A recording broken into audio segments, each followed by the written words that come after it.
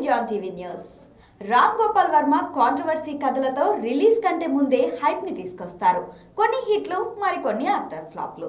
ఇలాంటి టైంలోనే రాజకీయాలతో మిక్స్ అయి ఎన్టీఆర్ నిజ జీవితంలో లక్ష్మీ పార్వతి పాత్రతో తెరకెక్కించిందే మన లక్ష్మీస్ ఎన్టీఆర్. వివాదాల మధ్య ఏపీలో కాకుండా తెలంగాణలో విడుదలైంది. మూవీ ఎలా ఉంది? కుట్రను చూపించారా? లక్ష్మీ పార్వతి విలనా? చంద్రబాబు వెన్నుపోటు అంశం. తండ్రితో నందమూరి కుటుంబ సభ్యులు ఎలా ప్రవర్తించారు అనేది ఈ సినిమాలో ఎలా చూపించారో మనం ఈ రివ్యూలో చూద్దాం. ఇక కథ విషయానికొస్తే లక్ష్మీస్ ఎన్టీఆర్ కొత్త కథేం కాదు, అందరికీ తెలిసిందే. 1989లో ఎన్టీఆర్ అధికారం కోల్పోయిన సమయంలో ఒంటరిగా ఉన్న ఎన్టీఆర్ దగ్గరకు ఆయన జీవిత చరిత్ర రాసేందుకు లక్ష్మీ పార్వతి ఎంట్రీ ఇస్తుంది. ఉన్నత చదువులు చదువుకున్న ఆమె గురించి తెలుసుకున్న ఎన్టీఆర్ జీవిత చరిత్ర రాసేందుకు అనుమతి ఇస్తారు. అలా ఎన్టీఆర్ జీవితంలోకి ప్రవేశించిన లక్ష్మీ పార్వతిపై కొద్ది రోజుల్లోనే నెగిటివ్ ప్రచారం మొదలవుతుంది. ఎన్టీఆర్ అల్లుడు ఓ పత్రిక అధినేతతో కలిసి లక్ష్మీ పార్వతిపై చెడు ప్రచారం మొదలు పెడతాడు.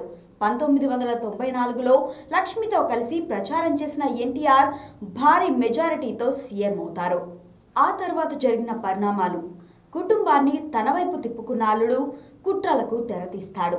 కుటుంబ సభ్యులను బెదిరించి తన వైపు తిప్పుకొని ఎన్టీఆర్ను వెన్నుపోటు పొడుస్తారు. ఇదే లక్ష్మీస్ ఎన్టీఆర్ కథ.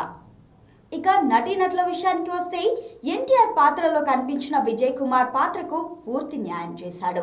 వర్మ పెట్టుకున్న నమ్మకాన్ని నిలబెట్టాడు. సెంటిమెంట్ సీన్లలో బాగా పర్ఫామ్ చేశాడు.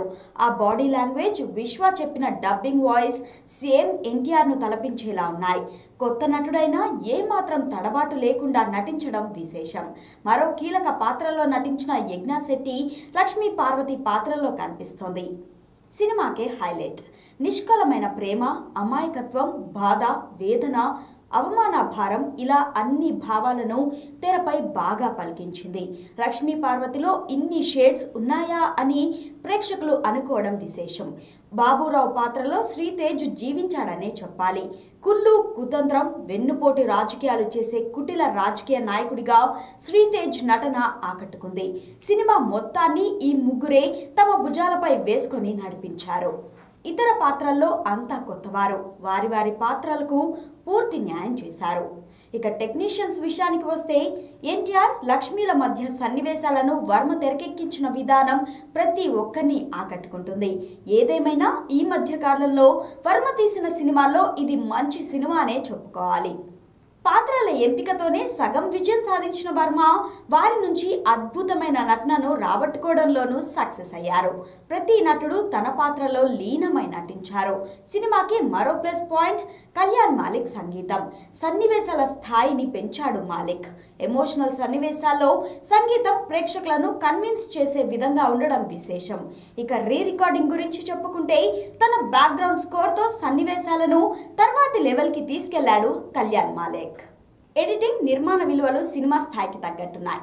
ఏదేమైనా ఆర్జీవీపై అభిమానులు పెట్టుకున్న నమ్మకాన్ని ఆర్జీవీ సఫలం చేయగలిగాడు. So go and watch the movie in the theatres.